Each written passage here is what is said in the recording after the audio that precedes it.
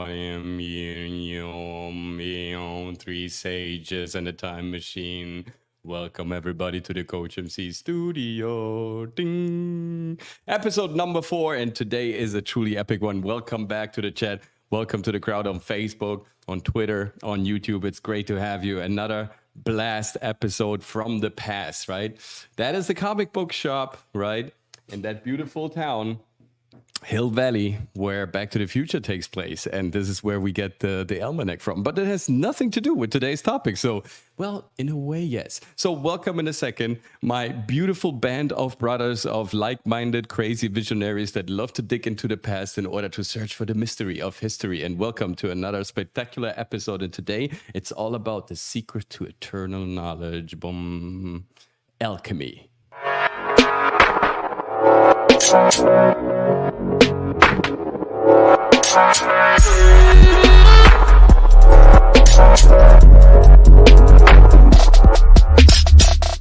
Now, without any further ado, I know you want them. I certainly want them. Please welcome on the show Ryan, Roger, Ethe, and Dragon Slayer commentaries. Hey, how's it going, guys?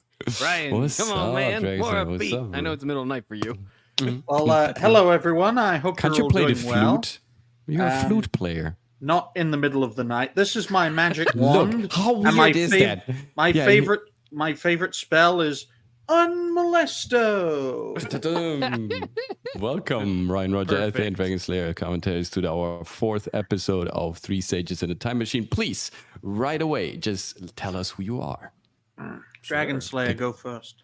Okay, cool. Yes, well, I'm Dragon from Dragon Slayer Commentaries. I make sarcastic review commentary mostly on all the stuff I can scrounge out of the Hollywood dumpster in relation to TV shows and movies. And I try to at least tell you in a fun way why you should watch or should stay away from those kinds of shows and movies like AIDS, because, you see, I like to give people my actual commentary, and I don't do it for money. I do it because I am passionate about pop culture in the sense of, well, film media anyways. And yeah, that's what I do. And I enjoy it to my very core, but I also love doing these kinds of research topics as well. Thank you so much. Super cool. Ryan, please. Good. Thank you for telling me to do my intro, Coach. Hello, everyone. I hope you're all doing well, and it's great to see you all watching today. Unfortunately, I couldn't make last week's show because of scheduling difficulties. It's very unfortunate when that happens. And recently, folks, I saw Hypno's new setup, and I've been inspired. So I'm going to save up a bit. I'm going to buy a new monitor, of course, secondhand, because I'm a cheap bastard. And hopefully it can be 32 inches. But and, wait, you want to save on what? A person without income can't save on anything. How does that work? Yes, it's called eating less people and saving more money. But I will say, ladies and gentlemen, 4K, 32 inches, right here, so I can see all of you in 4K and be even more afraid of Atreus. So here's to a great show talking about alchemy, or its American version called bullshit. Well, you might wonder that there is even a connection to that if you want to technically kind of, Sure. But yes. Ryan, just have you, do you have an idea what alchemy is, right away? Well, my first thought is turning lead into gold. It's my first thought when I think of alchemy as a concept. Is there any story that comes into your mind? Anything like folklore lore that you know also from Great Britain, being a UK man of Welsh descendant? That kind of it does go back a long way to the Middle Ages, also known as the Dark Ages, 1,000 years of recorded history in which we went from the fall of Rome to the rise of, well, the modern world, for lack of a better term.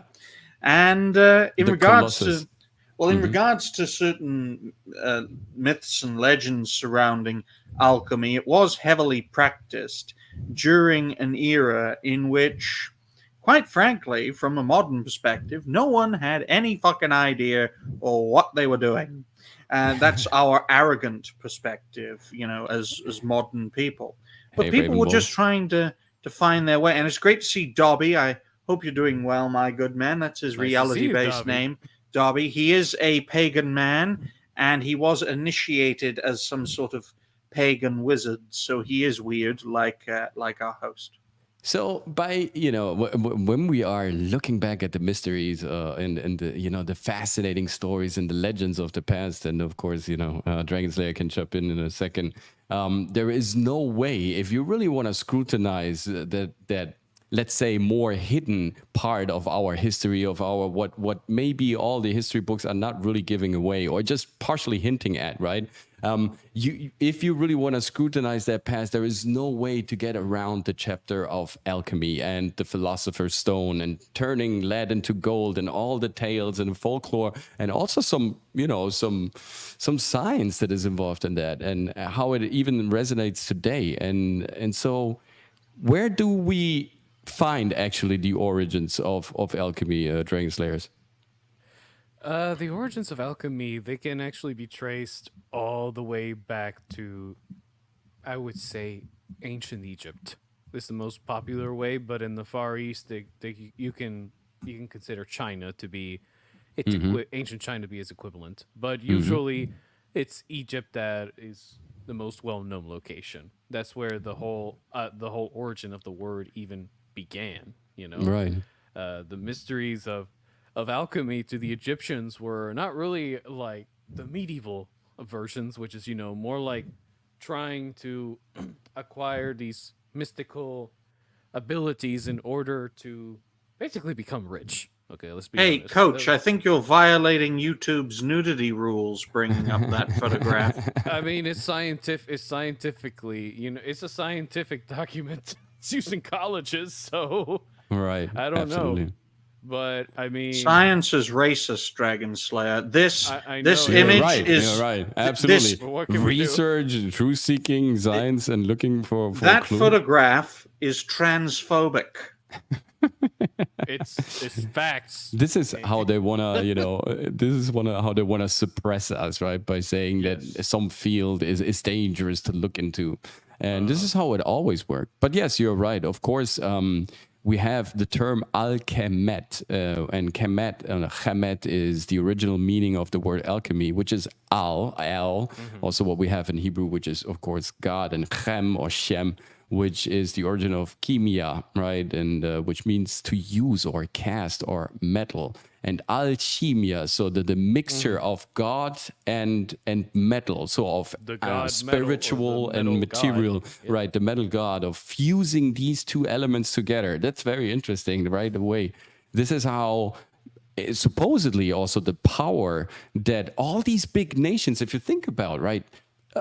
British Empire, German Empire, Dutch Empire, everybody wanted to go, French Empire, Napoleon, Romans, everybody wanted to exploit Egypt, right? Because alchemet, there is a certain secret with this country.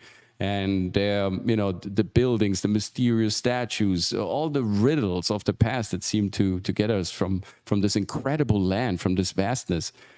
They seem to inspire and also, to kind of, engage people into believing that once you crack the code of alchemet, you crack the code of eternal knowledge. You crack the code of eternal use. That somehow behind alchemy there is a gate to infinite riches and all that. Damn. So China was using toxins. Alchemy, yes. Yes. Hey, what's up, John Doe? I'm sorry. Okay. It's good to see you too. Thank you so much for stopping by. Bulu Wulu. This profile name, I love it. Bulu Wulu. Is Ryan being pumping up? No, I'm just You look a wearing little a bit vest. buffed up. Yeah, you sure. You Now, do. this is how I look, folks. I'm just over 6 foot and I'm close to 300 pounds. Damn. Dun, dun, dun. You could, Are you getting Maybe- ready for that boxing match with Alyssa, sir? don't you have those traveling circuses, those traveling, freak shows in the Welsh Dragon countries? Slayer, Dragon Slayer, it wouldn't be a boxing match between me and Mercante. It would be a nice wrestling match. So, Nice for me, anyway. Over the center, 300 pounds. Wow, 300 pounds. That's your yearly income, man. I don't even have that. I got to save up at least a month to be able to get that monitor I was talking about. Hopefully, by the end of the season, I'll be able to get that big 32-inch monitor and balance it on pillars of videotape. Looking forward to the new look, man. And to you style. could just buy like a cheap stand that can hold it, you know? No. Just saying on Amazon.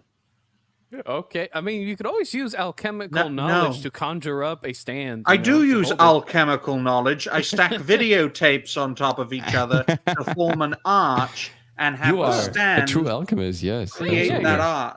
You're a true student of the alchemical arts. Yes. And hello, Facebook crowd. I did not Absolutely. know we also had Great the that Facebook you're crowd. here. You're more than welcome to stop by out and, over here at our YouTube channel at this little compound of lost fools and their fire log that is about to extinguish. But with the last glimpse of fire, we still preach the good knowledge, the eternal melody. Speak for yourself, Coach. I'm not burning away anytime soon. You wanna live forever? Balding, right? maybe, but not burning. I've prepared a little drawing for today.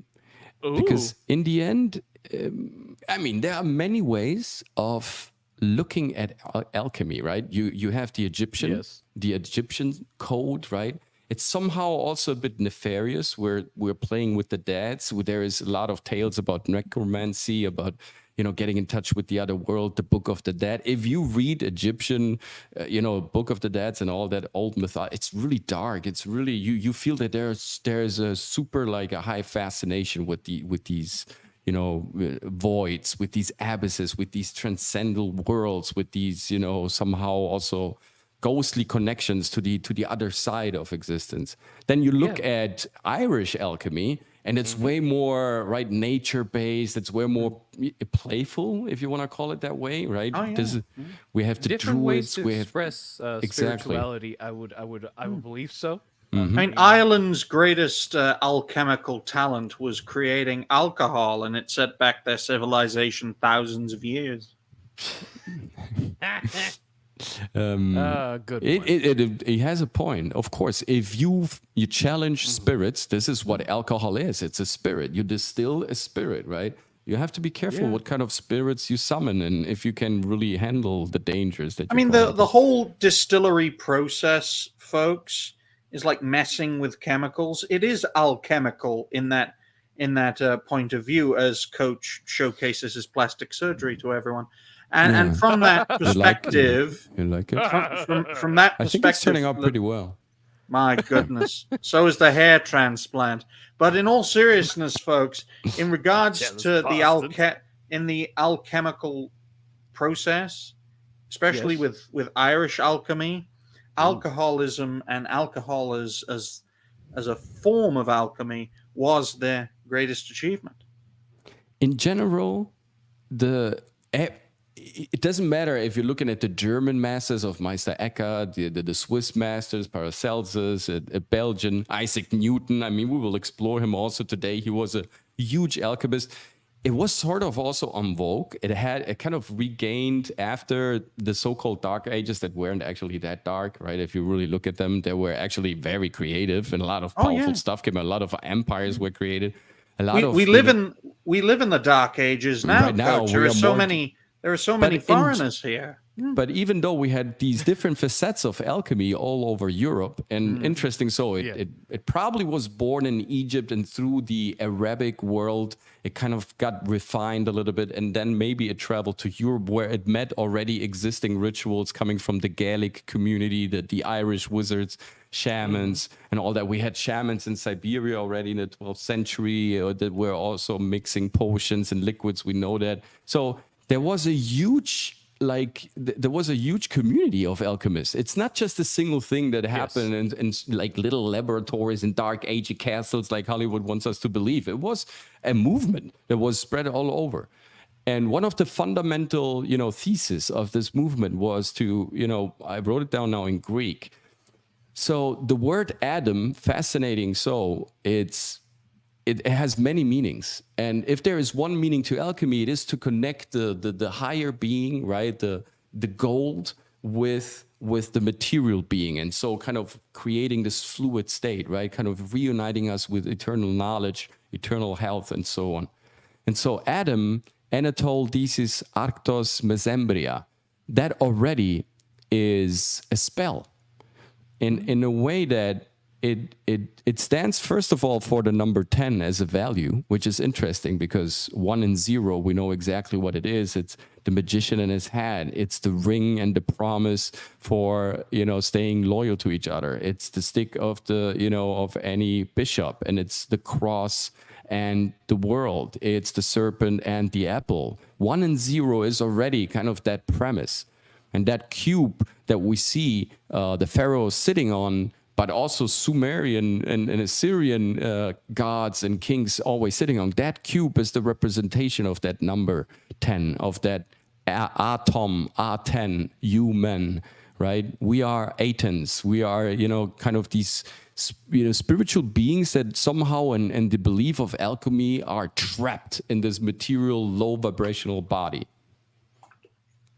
And alchemy needs to release us. And there are many practices, of course, that you can, undertake in order to achieve that higher state. By the way, is that other A pronounced Arctos, like with a K, or is that a C? Is it ARKTOS or? Yes, Arctos. Arctos. Okay, cool. And what does that say? Mesembria? Is that what Mesembria. Oh, it's a B. Okay, gotcha. You can't spell, Coach. Yeah. I'm sorry for my writing. I'm sorry. No, I was trying to read it quick. Hey, imagine me trying to spell German or something. It'd be impossible. So, in the idea of having that holy seed inside of every one of us, right? Atom, Aton. We have Ekanaten, who believed in Aton, the holy, the gold fluidification, the sun. That the monotheism was also created in Egypt. Atma in Hindu, Atman.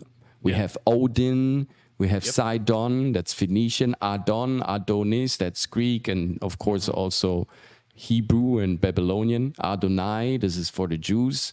And this is where we have ultimately Yod Hevawe, Yewa, Yahweh. That's the one flame that comes of the eternal knowledge well of alchemy. Oh. Yep. And we got some good experts also in the chat giving some great things. Pulu, no, that is not a toilet that the pharaoh is sitting on. No, it's not. Oh my! No, it's definitely not a toilet. But hey, they experimented with all sorts of excrements and everything. They believed, alchemists believed that everything that somehow the fertilization process that happens inside of us in a way is holy. And that matter that gets expressed then by our body, that you can use that for chemical processes. And you have fertilizers, which are nothing else than turning shit into more fertile soil. So already there is a pretty magical process going on. You think so, it isn't that far away, actually. I mean, to translate the first part of what Coach said, Arabs literally ate shit in order to get magic powers. That's why they're so crazy. Demonetized. Oh, wait. I'm not even monetized, so it's okay. I got to say, Coach, before we move on, I was demonetized. Got to be a year ago now. Not because of any of the bad things I have said, not because, I've been very offensive, but because I could not prove who I am. But pretty soon that will be fixed. That will be fixed, and then everyone will be welcome to donate to Reality Based. We will build the war chest necessary to upgrade and to showcase what I can do with a budget. You're all going to be terrified. Polo says they couldn't figure out who you were because you were Welsh. And you're Welsh for sure. Who are those? No, I was actually quite fascinated by just the words, by the Greek words of Adam, basically. So to give you an idea, the first A stands in Greek, at least it translates from Greek into sunrise. The Alpha. D, Ah. the D translates into pleasing and excellent sunset. Excellent. The second A, Arctos, actually is used to describe a bear, Mm-hmm. and the M in this case, okay, is Right. to represent midday/noon. So, it's Interesting. quite the all-encompassing word, you know. Yes. For basically, renewal, gentleness, strength, but also balance. Which I thought Exactly. was very interesting because all these alchemical recipes, when they describe man and or their connection to godly beings or whatever, they always Right. give the description that man, at its essence, was created to be quite in balance and in tune with itself and with themselves and everything around them. And of course, since we're talking different- about alchemy, I think it's pretty cool. And because of the many variations of humanity, you have different parts with different specialties, their own perks, similar to like World of Warcraft, where certain groups have certain advantages and disadvantages. Yes. And you can see in the present day which civilizations and which peoples have done well as which civilizations, or if they have civilization, or which peoples have not done well in terms of propagation, growth, and development. And from what I have seen here, the oldest civilizations still around have stood the test of time because of their embracement of certain first principles of how you start, how you keep on going, and how you keep on growing. We're all connected. He said it. He said He the said quote. it. He said the quote. Yes. He said the quote. And it's equally true across is, though. all forms of creation, whether it's life creation, content creation, comic creation. It is boiled down. These sayings are boiled down to solve every problem. That is the power of reality based, to highlight the problem, to find the solution, and to most importantly, be the change you want to see. The 3 steps to victory. That in itself, that idea, that ideal, which is a set of ideas, could be seen as a more mental version of alchemy. I mean, you are right. I mean, it's interesting. Thank you, say- Dragon. Thank you. No. I mean, he does have a point. Believe it or not, Ryan can pull out nuggets of good knowledge when he really gives it a shot. And all credit to you, man. You are no longer gay now, Dragon. Oh, there you go. Wow, you're off the list like that I'm so already easily? off the gay That's all list? you Shit, need? man. It's Pride Agreeing Month. one Isn't that time? a- That's just one time. Well, if agreeing. he disagrees with me one time or shows up Ooh. late, So he'll be fickle. put back on the. Yeah, So you know fickle why? like the Because freaking the storm truth gods. is What the fuck? always really the base. Yes, Yes. it is. Yes, because the truth is always reality based. Dun, Right. dun, dun, dun, dun, dun. But I will say this: I thought it was quite fascinating because, as Coach was talking about earlier, we have these ideas regarding alchemy where certain groups or societies express their knowledge and about alchemy in multiple different ways in order to express themselves in their unique environment. So sometimes the reason I think I see this whole trend of civilizations just being destroyed and rebuilt all over again, at least we're talking about the ones that we never saw again after a single time, okay? Right. The ones that have survived have all acquired a very interesting trait, which is basically adapt to the current environment, but preserve their identity in a way, So like with alchemical processes, you cannot create something, you cannot create from nothing. There always is something. And in order to create a new thing, you need to add minimum 2 new ingredients. So in cases with the current day societies, at least, the only way I see that they've been able to survive this long is because they've learned to maintain the original ingredients, but then add something extra into the mix in order to preserve themselves. And unfortunately, because of human nature, some people don't like that kind of shit, especially mixing. And that's why it's always these problems with all these wars going on, Oh, Yeah. absolutely. And unfortunately, I mean, if it was, I mean, you this can't is blame our ancestors for doing what they did because, it's for not sure like not. today where we have food in abundance and it's easily acquirable. Back then they didn't exactly have a freaking cotton gin machine or a freaking truck that could just collect tons upon tons of food. Well, we have the opposite problem now, Yeah, Dragon Slayer, in too much, most but parts of no the restraint. West. Yes, we have Yeah. instead of having too little resources, we have too many resources. Although I will say, for a civilization to fall, there has to be one. That's why in certain parts of the world, even to this day, in the jungles of either the Congo or of the Amazon, there are still groups of people that have never been found. Yeah, And and absolutely. getting their perspective, I think, is very, very important, especially in regards to this topic. Hmm. I find it fascinating that everything that we like, Arthur C. Clarke, he said, once any sufficiently advanced technology is indistinguishable from magic.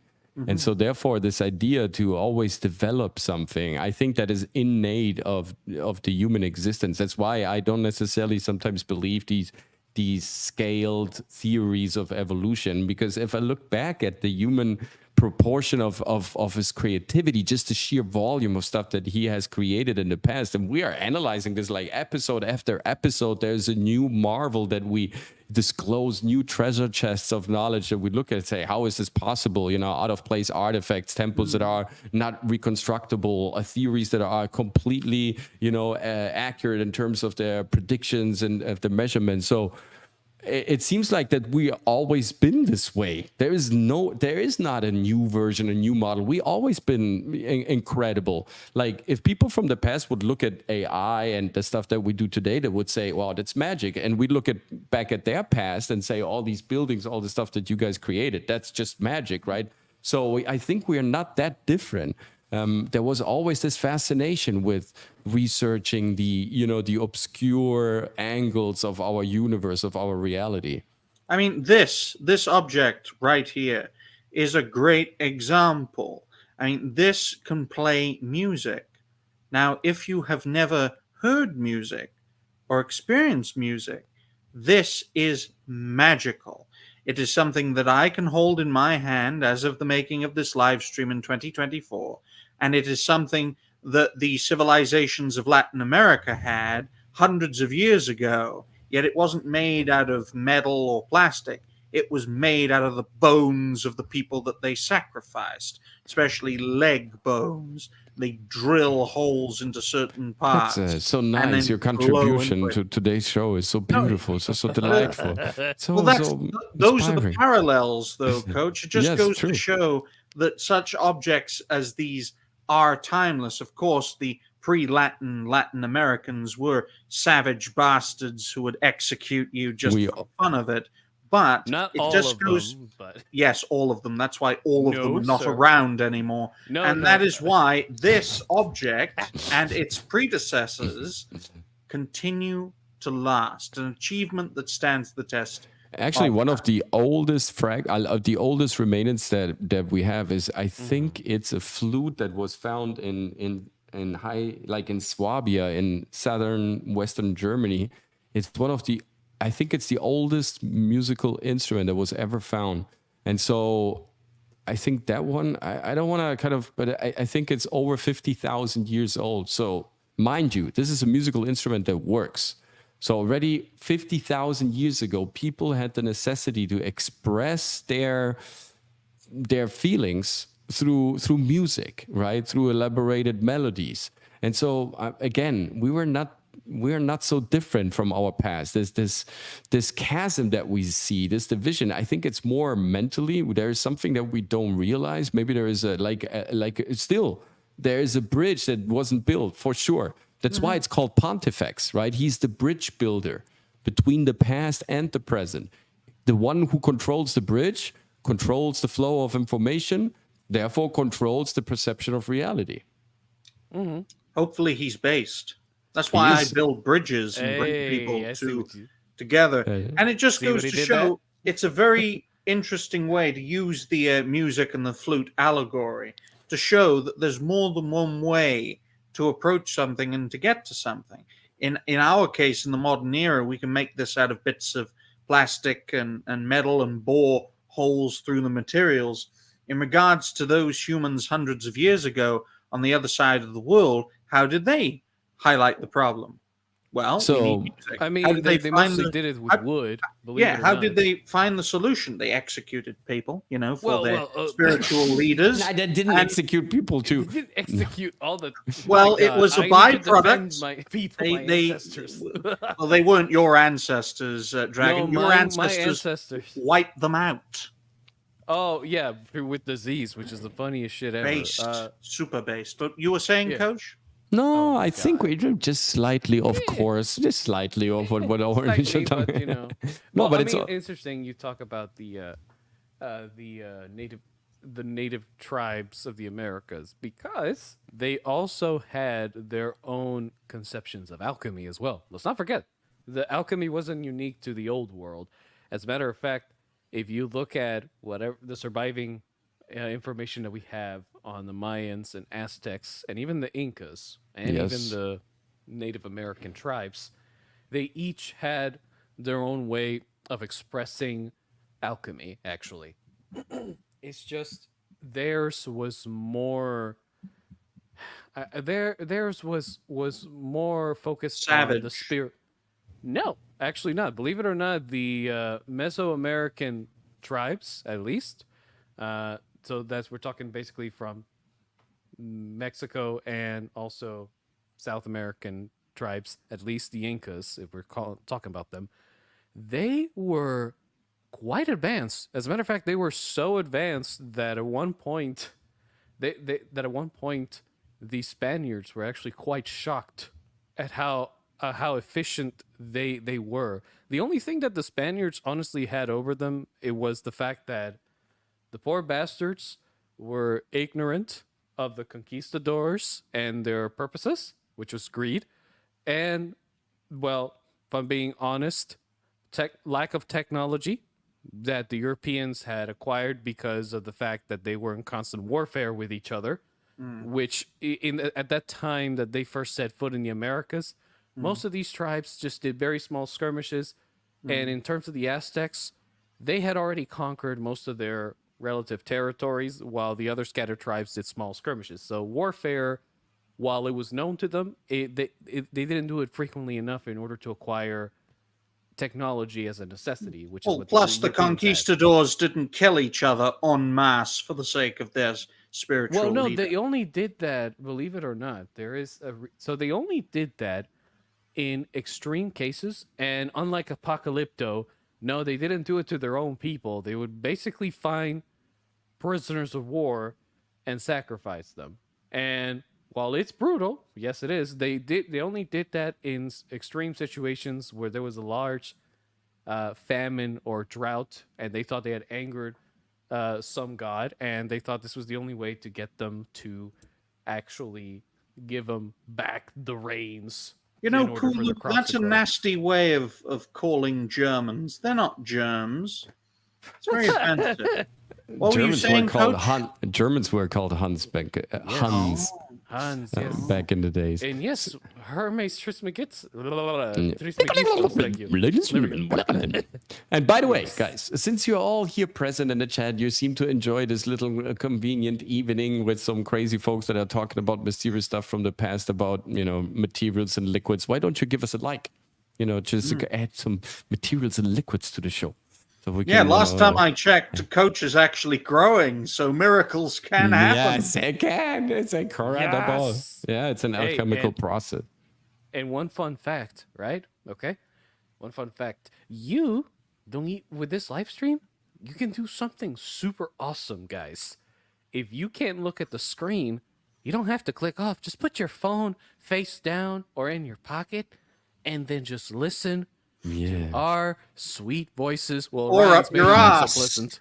You can then you shove can it up set your it. ass. I don't care where the fuck you put it in, okay? All that matters is have your headphones or earbuds on, go about your Please. day, do whatever you need to do. Or in Listen other to our words, voices. like the channel, subscribe, ring that bell, or Ryan will start speaking in Welsh. Nobody wants to hear it. Oh, maybe yes. Borada, poi oiti. Oh, God. I'm going to COACHMC. have diarrhea tomorrow, I know. He actually knows. That's He's crazy. Bola That's crazy. popeth. Ama oidi. Oh, shit. He actually embraces his heritage. There we go. Yeah. Who's Trismegistus? Oh, right. Why is he important to alchemy? Sure, yeah. So Hermes Trismegistos is known as the Greek incarnation version, according to the lore, of the mythical god king known as Thoth, who later became the Egyptian deity itself of knowledge. Yep. And at least for the Greeks, Hermes Trismegistus was known as this master alchemist that went around the land giving people knowledge that was well known in the Emerald Tablets and was teaching people the secrets of alchemy. Now, and yes, he is also the founder of the Hermetic Order of the Golden Dawn. Thank you. Yes. Yes. And I will say, though, in all seriousness, folks, it would be great to get Rev's perspective on this, mainly because he's based in your part of the world, guys. He holds his own very well on Will of Fans' shows, and if ever I can't make it, you can put in Dobby to fill my slot. I gotta have to agree with Ryan, because I never heard a man get so mad over a fucking moped. And you have to watch one of his streams on Doctor Who to get that, but it was funny as hell. But for Hermes Trismegistus, I will say this: yes, he was the type of man that taught people the idea that alchemy was not just magic, but it was also a science. So there was this idea that maybe not everything regarding alchemy needs to be mystical. Maybe there is some truth behind it, and usually the focus was mostly on how it aligns with human spirituality. Unfortunately, some people took that to too many extremes, and they only focused on the crap they wanted to pay attention to, which is mostly, hey, what stuff here can give me some more material wealth? I'll ignore all of this that tells me material wealth is worthless. Let's just ignore it. Yeah. We'll just go after it. Unfortunately, a lot of these things ended up getting either suppressed or were left untouched for quite some time. You can thank on the modern day and the internet for bringing back all of Dragon, writings. Are you telling me channel suppression has always existed? Yes, sir. Always. Damn. Just what about different scheduling words. difficulties? Have they always existed as well? What about hostilities between people? They've always existed. Well, yes. What about consistency and dedication? It's almost as if the 4 great foes of a content creator, now 5 because of the price of success and failure, can be applied not just to content creation or comic creation or life creation, but history, and in this case, alchemy. Talk about the truth being reality-based. Am I right? Yes, absolutely. And so here we have also a very interesting bridge between what is considered a mythological past and an actual past, because there is somehow there is somehow the account that you can make, there is like the claim that you can make that there is a certain real existing Trismegistos, which was more like the head of an order, the Trismegistos, the Holy Trinity, right? The all-knowing, the all-fluid three-entity worth being, right?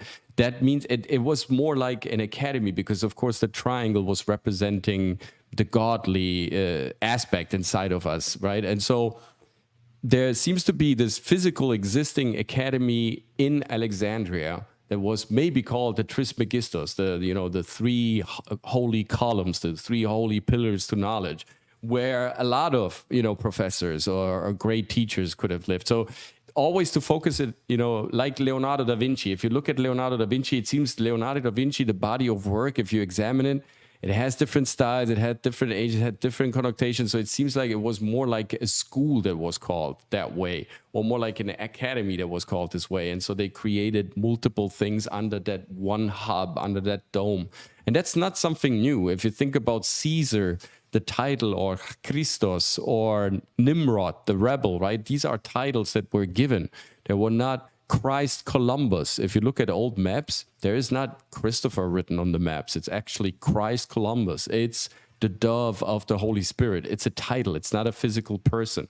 So there is this magic happening in the accounts of history where somehow the lines of, the mythological past and the real existing past they're very blurry. And it seems like Thoth, right, the one who survived Atlantis and brought the holy knowledge and built the pyramids that are also heavily linked to alchemy, of course, in itself, right, being maybe portals of ascendance or portals of initiation to higher realms of knowledge.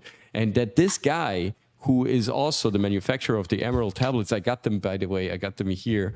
The writings, they are just phenomenal. That this guy then gave his teachings to the world to basically unify the science, the spiritual, and the magical aspect of creation, of reality, to fuse that in one big compound, right? One big discipline that could host all of them. And since then, since Trismegistus, basically, whether that's Dürer, Goethe, Schiller, but also real alchemists like Meister Eckhart, Hildegard von Bingen, Paracelsus, the Belgian alchemist, and so on and so forth, Cyril Christopher Wren, Isaac Newton, all these people were somehow searching for that unification again of these three columns, right? To kind of fuse the philosopher's stone into being. I mean, that saying I see on the far right, hopefully where it belongs, as above, so below. I've heard of that somewhere Yeah. before. I emerald don't tablets remember of Thoth. where. Yeah, that was Aleister Crowley was a member Yes. of the Golden Dawn. So, of course, right, that's the Hermetic Order of the Golden Dawn. So it's interesting that alchemy is also linked not only to Egypt, but to this figure that's called, Hermes, Trismegistus. There is this guy, the Tabula Smaragdina, that kind of initiated this new movement, this new knowledge. And Trismegistus was looking at the planets as well. There's a belief in alchemists that you can somehow harvest the force, the fluids, the resonance of the planets to kind of and channel that force, channel that energy, that stellar energy into different compounds to create a new element. So they were looking at the planets, and these people back then, they knew already that planets, they're made of these little compounds, little crystals, they believed. And let me see if you can see that. No, I have to switch it here. I want to make sure you guys see that right, because it's a pretty interesting idea. So they believed in the end that everything is made out of crystals, that everything has like some sort of an infinite and also finite dimension, and that once you can trace it back to its first crystal, you can then change the symmetry and the structure of the complete figure, right? And so the origin, the origin exactly. point. And it's funny that it does this because there's a reason why. Unfortunately, the pentagram was given a very bad rap by the Catholics and pop culture in general. What's a pentagram, Dragon? Yeah, well, it's a 5-pointed star. It's a 5-pointed star. It's the one that I don't see a Jewish people 5-pointed star here. I see a 6-pointed star. Well, that's a hexagram, but it's sometimes they put hexagrams inside a pentagram. Yeah, in order to create the dimensions of a helix. If you look at the other two images on the left and right, you can actually see the pentagram if you squint hard enough. In the very inner structure. So that's why there's always this obsession with triangles in general, triangles and squares, pentagrams, hectograms, and then octograms. But at least with pentagrams, okay, they got a very bad rep from the Christian church, from the Catholic Church, and unfortunately, well, from Islam and Christianity. I'm not saying, unfortunately, they were not very aware of the fact that the roots of these symbols go way further back, and that not all of them are related to evil per se. More like they're just used as a way to just do mathematics, or you call it spiritual mathematics if that makes you feel better. All you're trying That's to a do, nice. like, people, I love this term. spiritual mathematics. Like, look, Maybe Dragon, they don't like the pentagram, whether it's in Christianity or in regards to Islam, because both religions, especially in their founding days, despised Judaism that used the star as its emblem. So the best way to paint it as evil is to use it as an emblem. So the pentagram has always borrowed it. So. Yes, and the pentagram was always associated to the occult, to the magical craft, to the art of summoning and sorcery. So yeah. Because it's also related to Sirius and Isis, and she is, of course, the goddess of wisdom, Sophia, Athena, blah, blah, blah. You know, it's also the goddess of terrorism, Coach. Isis. Yeah, Isis is the double holy. Yes. Not that kind. Not that kind, though.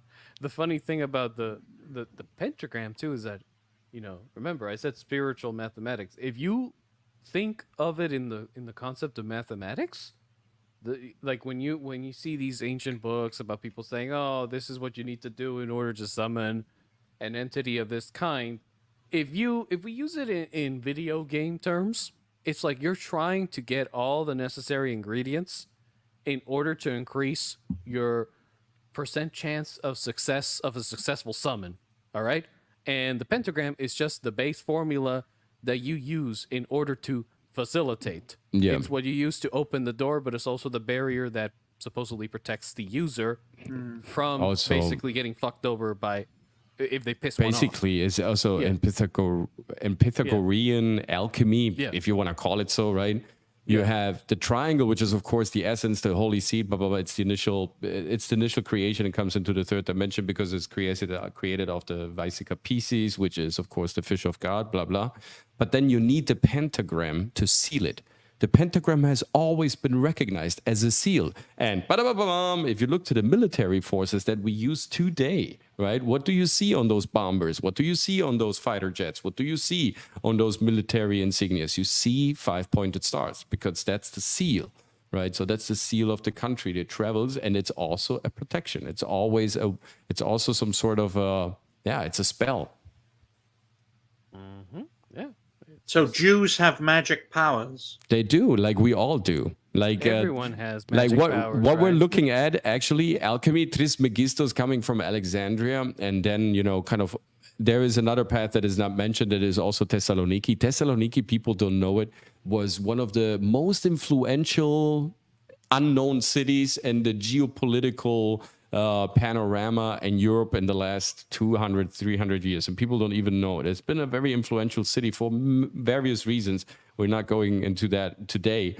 And so through Alexandria and Thessaloniki, this stuff came to Paris, to Rome, and to London. And there, of course, it was kind of used in different ways. And in the 12th century, we have the phenomenon of the Kabbalah, the knowledge of the alchemy looked through the spyglass of the Jewish tradition, and the tree of life, the Mesaroth, right? And the Gammadion, and also the helix, the inversed energy producer, and all that stuff, which is truly fascinating because, of course, again, we have that number 8 and number 10.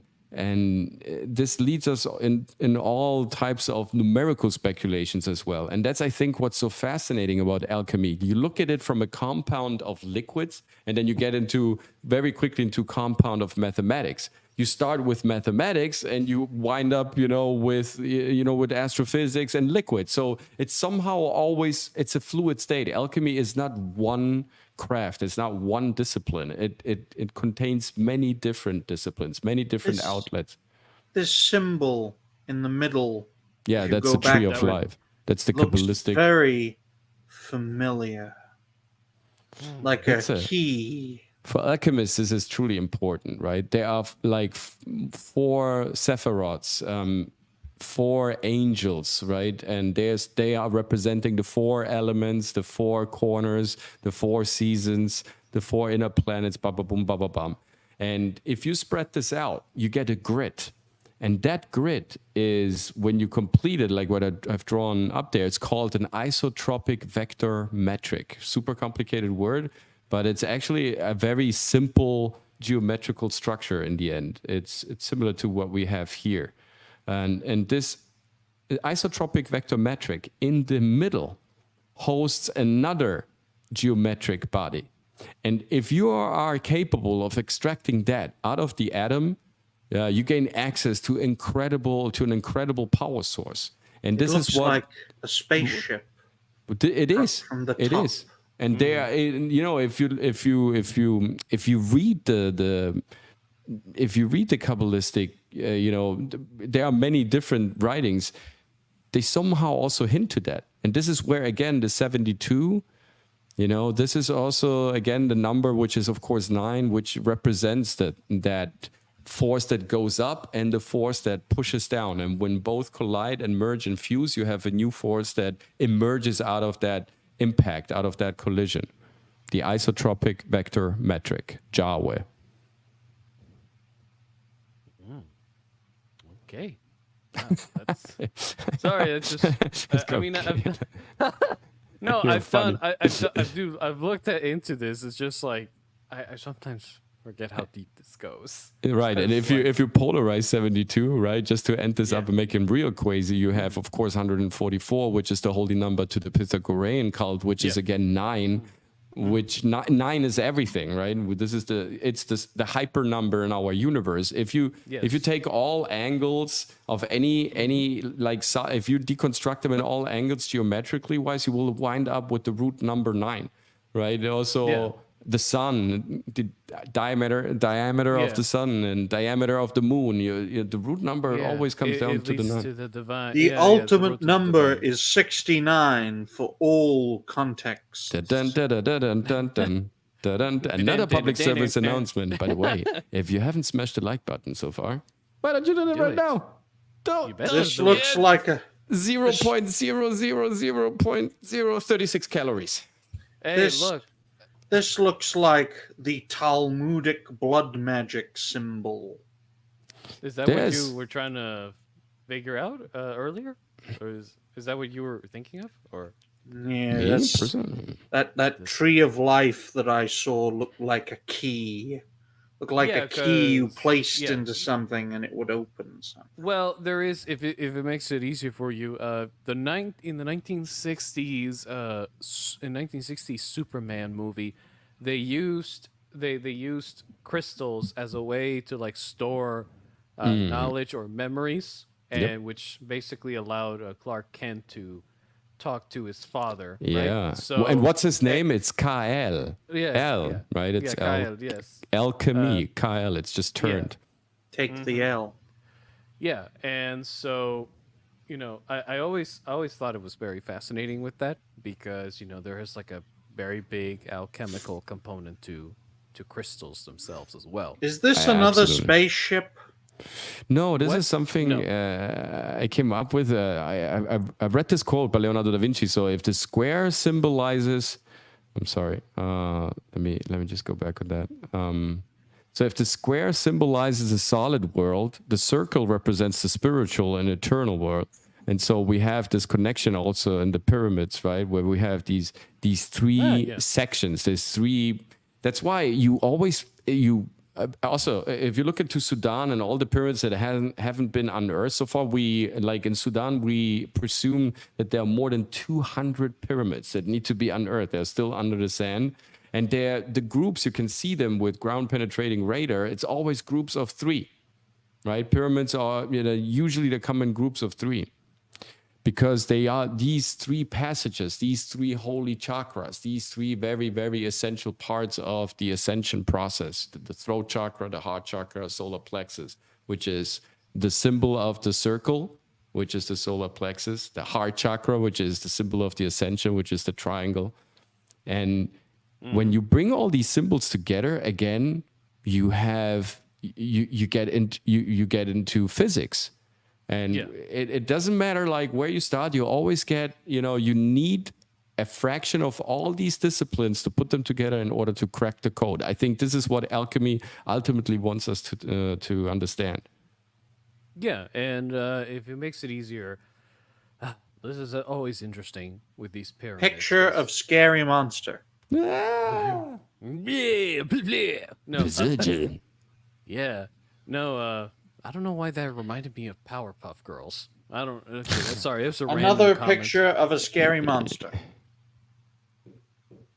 Okay, Ryan, we need to know. Like, were you high on LSD or some shit? Because I can't. No. Is that a Cthulhu monster? No. What the fuck is it then? I can't tell. Coach, can you get anything out of it? I think it's a trip. It must be a trip. It looks like a trip. It looks like oh no, don't let me say what I think. You need to ask, we're going to ask Wyatt if he ever shows up on the show. Let's ask the chat. What is this, chat? Let us know. Yeah. Right. Yeah. Is this what you experienced? Is this like a when you went on Rorschach trip? type of analysis? Is this like a psychological evaluation? This This- is usually what... Is that a front hole? This is what I draw when I can't find anything to draw. I draw things like this. Oh my god. Hmm. Mad lad. I But, hope you find soon swift counseling. I hope so. I too. hope Yeah. you I'm so find a confused. new fucking language to learn. Why not? He already knows enough. No, How but, about Spanish? You can hear what Homo Dragono has to say. you know that I can understand. I can at least read the fucking Italian because I know Spanish, right? Because guess what? It's rooted. I Italian can and read Spanish are any rooted in language, Latin. just not well. Because you're Welsh. You can't. No, but I was going to mention something interesting about the pyramid portion, right? Mhm. So I always thought it was very fascinating with them specifically because I never thought of putting it into the context of the chakras, but when you think about it, yeah, the way the pyramids are positioned in groups of 3, you could say one is crown, heart, and root. So in a way, you're basically connecting. Yeah, you're connecting both. It's also Spiritual, emotional, physical. Brahma, Shiva, Vishnu, Yeah. right? It's And you know what's even crazier, right? So you can actually do, if you count the sides on the pyramids themselves, you can come up with like about 4 sides. Multiply it by 3, you get 12. Which in some circles, the number 12 is basically the number 9. In other words. Well, I Yes. just like to it's a different say, way of expressing Yeah. those 12 dimensions. I just like to say, breaking news, folks. A woman has been What? fired from her job after saying the N word in a video, and she's Oh, doubled yeah. down. And she looks Oh, very yeah. attractive. And apparently she doesn't care. Now, that is Good. called alchemy because she turned a shitty situation into gold for her. and to go Exactly. for Think sure. about that. I will definitely I agree on that. I mean, if Yeah, you look at it's- this, if you look at this symbol on the far right where it belongs, it just goes to show that you've got one side and the other. You've got salt, which is pure white. You've got niter, which is pure black. Of course, the white is fixed and the black is volatile. You've got the splitting of the elements, earth and water, which is pure, air and fire, which is impure, and then you've got the mixing, the salt, which is pure but can damage you. You've got the mercury, which is the mixing part, which will completely destroy you, and you've got sulfur that stinks worse than hell, which Yeah, just I goes mean- to show Can't that the poison you, bright part is the Mhm. way forward. The dark part will destroy us all. And Well, we you must can aim also- for salt, not and- sulfur. to prove what you're saying, if you look at different countries and how they applied alchemy, there's some credence to what you're saying. That there's some truth there because it's different how they applied it and how they evolved with it, right? If you look at there was certainly a phase in Europe where alchemy was and this is not me inventing this. You can, look this up. There is like extensive material about that. Like it was en vogue, right? It was the bon ton, how a French would say it, for an imperial or for an high court to employ not only court jesters and fools, but also alchemists, sorcerers, soothsayers, all sorts of people, right? Sometimes they would kick them out, but eventually they would always bring them in. And there are many stories about, mysterious poisonings of diplomats and how wars got kicked off. And also, if you look at the tale of turning organic matter into stone, right? The tale of the Medusa that we discussed also on the show with Dragon Slayer, without Ryan Roger Ether, where we actually had the chance to kind of finish a thought and make some good reasonings without having always this interference from less from this people watched, and if more people watched, that was just Twitter views propping you up. You know what I mean, right? The Medusa in itself is an alchemist as well, right? She turns organic matter into stone. That's an alchemical process. And there is a chapel, guys. And I mean, maybe you can look this up. It's called Santa Severina in Naples.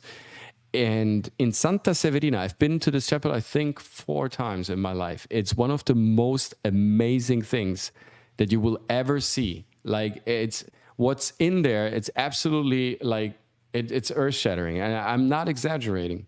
So they say that there is a second Pietà in Italy. And the second Pietà, of course, there's Michelangelo Buonarroti, the Pietà, 15th century, blah, blah, blah, blah. And you see it in the 16th chapel. Well, in St. Peter's. It's not in the 16th chapel. It's there in St. Peter's. It's an incredible, very impressive, absolutely fantastic sculpture. But if you go to Naples and you go to the second Pietà, La Seconda Pietà, this is Jesus under the veil. And till this day, there are rumors that this person under the veil was really a person, and that somehow this organic matter was turned into marble, because the prince back then, he was a high, like a practitioner of the alchemical arts, and he hired a lot of people. And so they say that sometimes they made these experiments where they kind of, people that were undesirable by society, they kind of kidnapped them and turned them into stone during certain, equinoxes and certain stellar alignments. And so there's this persistent tale about, these alchemical, expeditions that they made there in Naples. And if you go to Santa Severina and you see Jesus under the veil, there is at a certain point where you will get like goosebumps, and because you think this is impossible how can a sculptor produce this? You see a veil on a person that is lying. So it's one block of stone, and it's impossible to achieve. And there's also another statue where there are many rumors and legends circulating around it, where you have like a fisherman net, like a huge fisherman net that was sculptured out of marble, but it is attached to another figure, and nobody can explain how the sculpture kind of created this net and the figure be beneath it. It's absolutely impossible to kind of reverse engineer the process of the making of the statue. So if you have time and you are in Naples, it's absolutely nuts. Really, Dragons, you will love. You would just like you. It's like, how is this possible? It's impossible. Wait, so I can share it if you want. Yeah, sure, absolutely. I have it. I just found it by chance. I think this is the one you're talking about. Right. Yeah. Let's see. Is it this one that I'm showing up right now? Is that it? Yeah, that's right, Jesus on the veil, Santa Severina. Oh, and it's also, if you go to this chapel, and this is not really highly publicized or advertised in Naples. Yeah, it's there, but it's not like really that.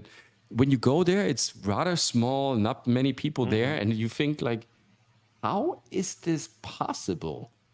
How is this even conceivable to produce? Like, it's amazing. I see what you mean. Like the level of detailed in this, it does make you think that somebody just. Can you blow this up even more? Like go full screen with it? Let me see if I go. Okay, this is probably an Italian website that'll. Yeah, okay, I'll accept it. Is that good enough? Yeah, this man. Is like a showcase, but it's just showing like a bunch. It's just showing it in pieces, but. This is the fisher net. Look at this. How is this possible?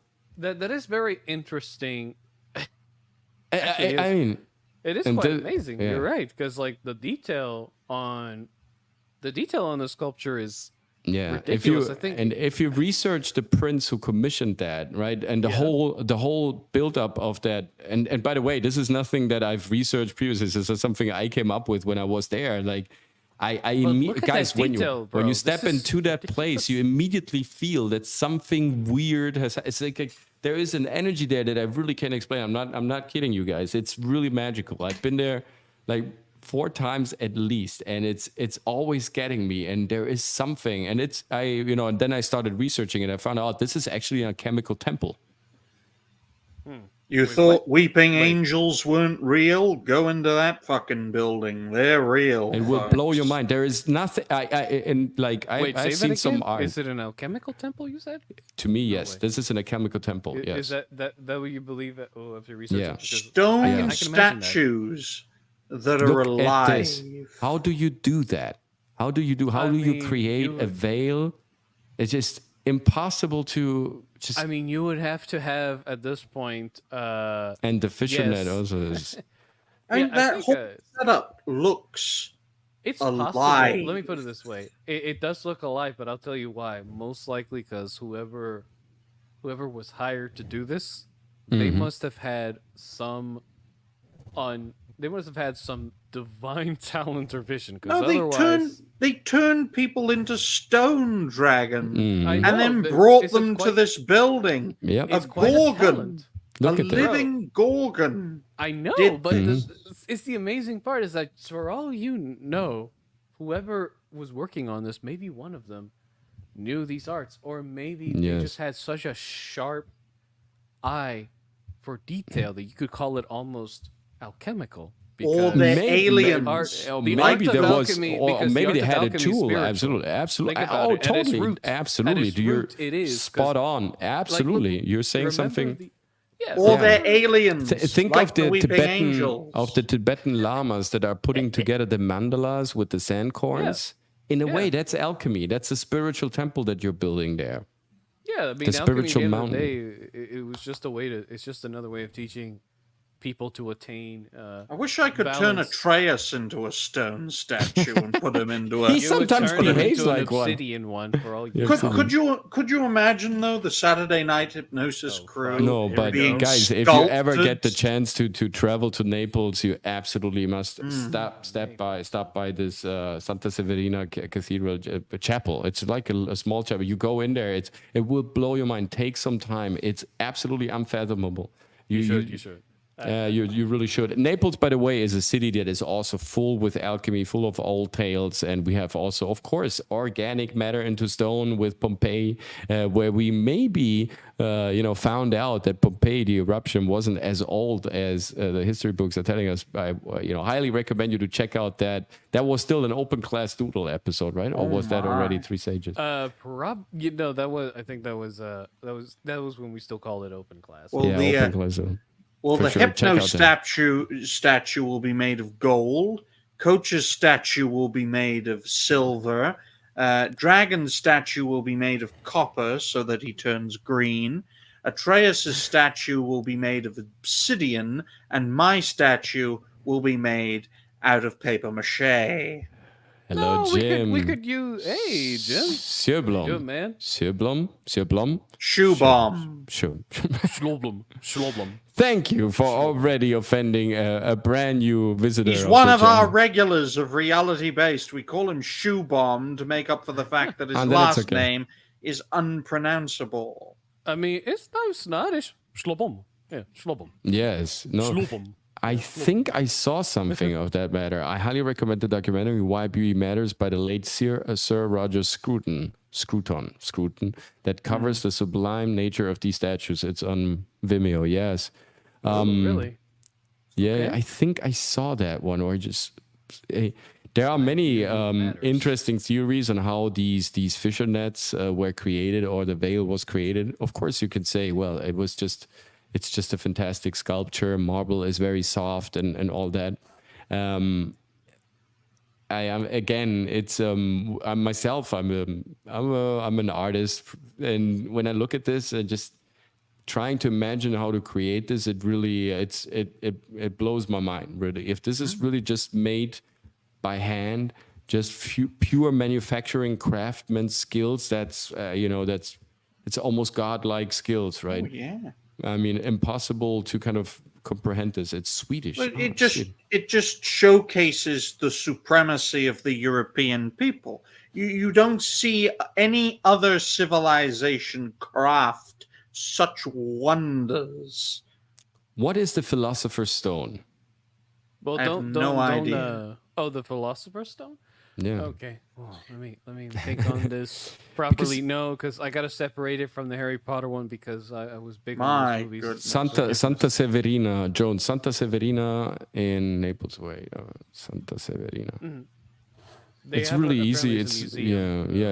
It's a museum with a chapel. You can, of course, if you just tell it to the cab driver, but you can find it also on Google Maps pretty easily. Yeah, it's there, right there in the middle of the town. There's also another tale that I wanted to cover when we're having our second episode about the mysterious underground worlds beneath our surface, because Naples has huge stories. I will just to remind you, the old map that was drawn by Edgar Cayce about how Agartha and the tunnel systems are connected to the inner kingdom shows clearly that one exit of Agartha, and mind you, this is by Edgar Cayce, is the Monte Epomeo, which is an extinguished volcano on Ischia, which is next to the coast of Naples. So somehow Naples is also connected to that, like inner earth narrative, and we're definitely going to explore the city itself and its legends as well. Well, unfortunately, ladies and gentlemen, it is getting rather late in my Look at my him. part of the world. Oh, You don't look need at to you. masturbate for 45 minutes. You can You also are just You- take 15 minutes. Make it quicker. so you can are stay- one coach. You are one dirty bastard. My goodness. Just because I speak the truth, make it quicker not- today it's and not- stay a bit it's not longer the with truth. us. It's reality. Keep it's your reality-based keep enough your to right avoid a hand. wank. Keep your It right is not. hand. It is not true at all. It is way past my bedtime, I know, ladies and gentlemen. Ladies and gentlemen, I totally understand Ryan Roger as I don't criticize him. Chad, please, go Please do soft on him not. and have mercy, because I once lived on the other side of the Atlantic Ocean. I know how it was to be- recommend Dobby come on this show because I'm sure he'd have Cool. a great talk. He's a pagan man. Thankfully, he can say pagan properly instead of pegging. That was funny when I found it. That was so funny when I found a pagan that couldn't say pagan. He said pegging because of his New That's England really funny for accent. sure. Yeah, He's But got folks- quite a big one. folks, keep watching this show, especially if you're based in the United States. Discover more about the real Philosopher's Stone, not the one created by that satanic bitch J.K. Rowling. And hopefully you will enjoy Devil many on a more testicle. episodes of Three Sages and a Dobby in a time machine. Fingers crossed. Fingers But on crossed. that Thank you so note, much, good sir. you know where you can find me, Ryan Roger Athe, host and founder of Reality Based. And now you can enjoy the next hour of serious conversation without me saying finally.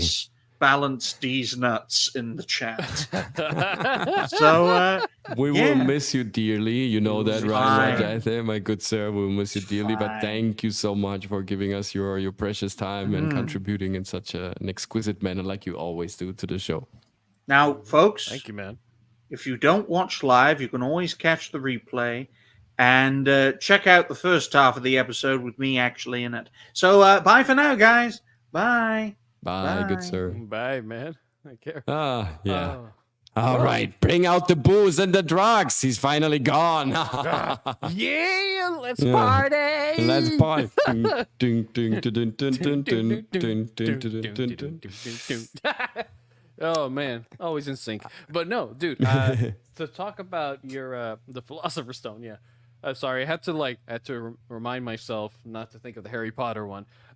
So yeah, the Philosopher's Stone was a legend that was thought throughout the Middle Ages. It became popular through the Middle Ages. Okay, the idea Yeah. was that it could turn anything from lead to gold, or basically from a shitty metal to a very precious metal, and that it would be like the recipe that if somebody found it, they would be set for life, and supposedly it could help them acquire more knowledge and eternal life. If you think about the legend of King Midas, right? Who turned into basically gold, the everything. golden touch. Yes, and that was the belief. Okay, you call it an evolution of that legend, if you will.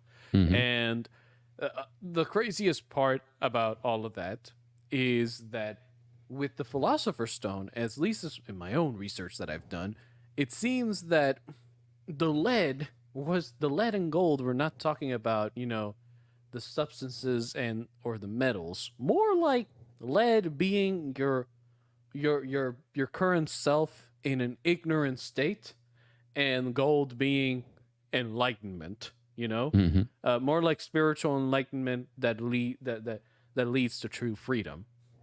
Of the spirit, and hence you can enjoy life to the fullest. That was the idea that most alchemists who supposedly reached that state acquired. There are many beliefs from, absolutely, right? From the Count of Saint-Germain, of Giovanni Balsamico of Sicily, of Nicolas Flamel, of Paracelsus. Many Francis Bacon also experimented with. So there are many. Allegedly, many actually found the stone. Nicolas Flamel allegedly, found it in Paris. There's also one tale of the the alchemical processes that have been practiced in Prague, right? We have the golem of Prague. Maybe we can even do a whole episode on the golem of Prague, because the golem in itself, homunculus, Adam, that, yes. right? That's everything made of clay and turned not living into more living matter is also it's all related, and somehow I feel like wait a second, is alchemy somehow the thing that connects them all? And it was kind of ridiculed by mainstream science, or placed in this pseudoscience corner, of course, by design, to kind of, defame it and ridicule it and belittle it so nobody would actually look at it. But it seems like throughout time, if you look at all these major empires, it doesn't matter, it doesn't matter how it was interpreted, but it was essential to each of these cultures, to each of these kingdoms and empires. No, yeah, I feel like it was essential to more so the ancient kingdoms. Yeah, sure, there were some of the later medieval period kingdoms, and especially the Renaissance period onward, that did indeed take more advantage of it, in secret, of course, because if you did that in public, you would be killed, or worse, outed from society, which is just as good as being dead in those times. And so what I find fascinating is that when we talk about a modern science, and interesting enough, thank you for this comment. Yes, absolutely. This was heading toward, absolutely. Yeah.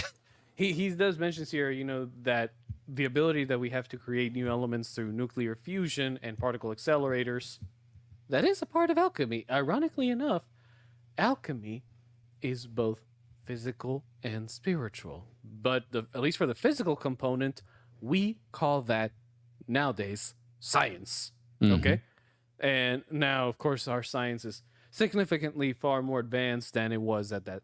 Our instruments, not necessarily all of our science, right? If you think about what happened. Yeah, I know what you mean. I know what you mean, but at least for the people that are just coming in, okay, we're trying to ease them in. Of course, you're right. You're right. We're trying to ease them in. I'm sorry. Okay. We don't want to scare them off just yet. Okay, there's the time to scare them off. But until then, what we're trying to say is at least the current science and unknown sciences that some people already do know about, okay, to cover both ways here, their roots are in alchemy, in the sense that alchemy is just simply saying, okay, we're combining this, and it'll give me this result. That is literally the scientific hypothesis. You make a theory, okay, you do one, which is a theory, plus what you believe, combining, plus the item you're going to combine, equals number 3, the result that you believe is going to occur.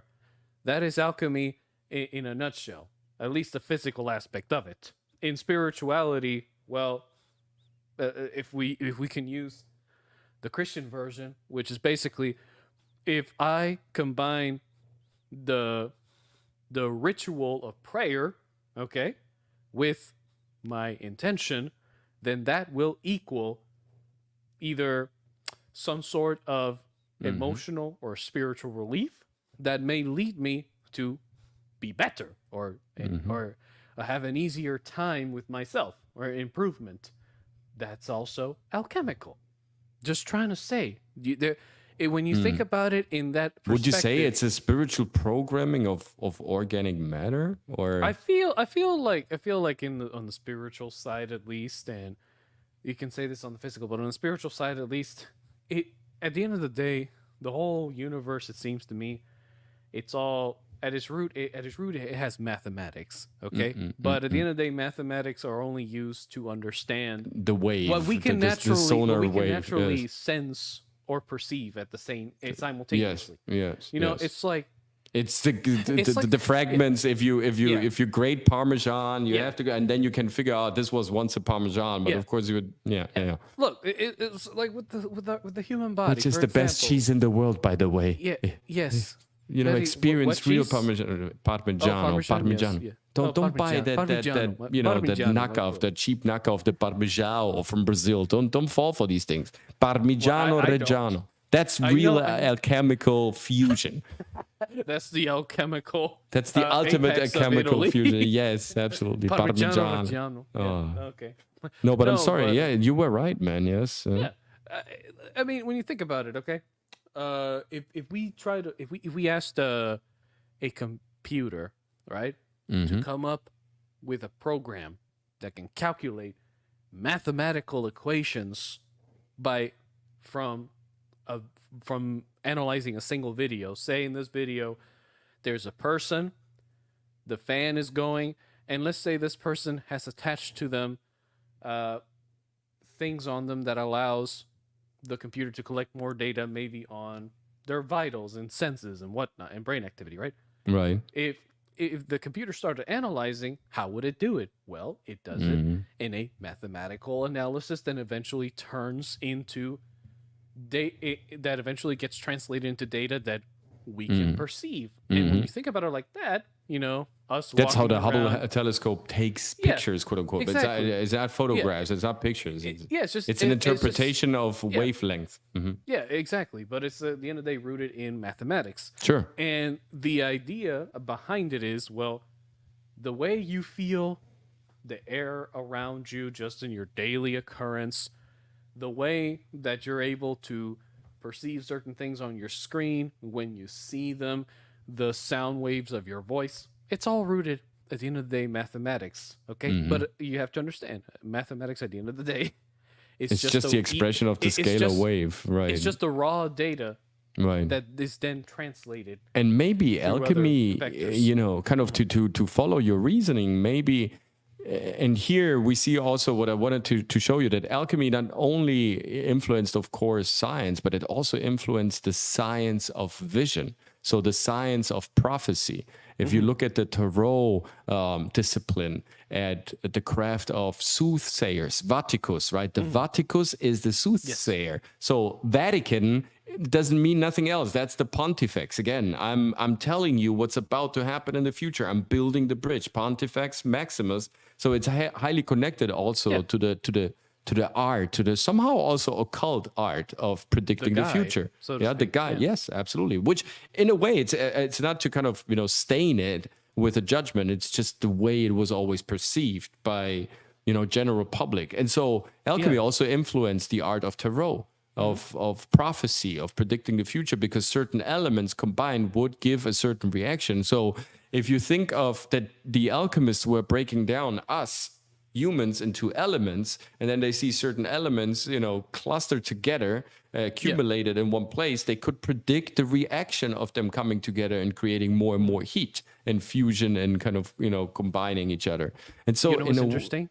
Yes, please. Sorry, I just want to mention something. No, absolutely. Go ahead. Since you mentioned, you know, Vaticus and the Vatican, you know, we already mentioned the word guide, but to further home it in, the cross has, the Christian cross has a similar shape to the Pathfinder symbol. The only difference with the Pathfinder symbol and the Christian cross is that it's basically two crosses, and a slightly skewed cross merged with another one. It's two crosses, but at the end of the day, it's interesting. We mentioned a guide because the guide finds the path, or recommends the path, and we have religions that basically point the path. Yes, I know, Chad. I know. Don't blow.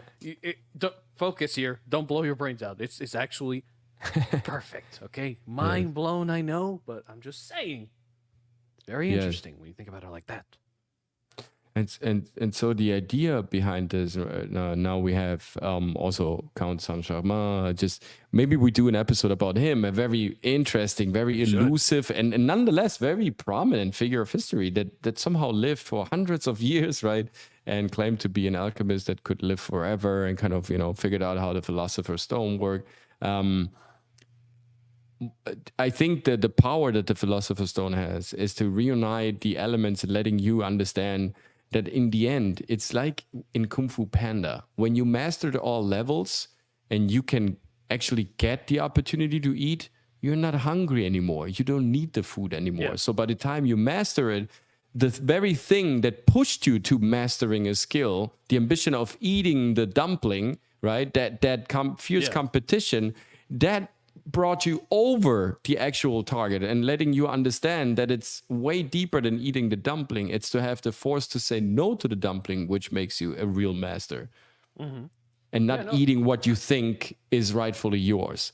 And so alchemy became this game of power for the aristocrats, very illustrious and prominent glittering figures like Count of Saint-Germain, Katharina of Russia. She was experimenting with it. Marie Antoinette. And there are rumors about Helena of Aquitania, King Arthur, right? We have Merlin. We have many prominent figures that are kind of involved in sorcery, magic, creating compounds and all that through history. Wasn't the sword of King Arthur supposedly alchemical in nature? Like that thing needed that thing supposedly didn't the legend say that the thing would like light up, or like runes on the sword would light up exactly when he drew it into battle or something like that? Yes, like the thing was somehow bound to him.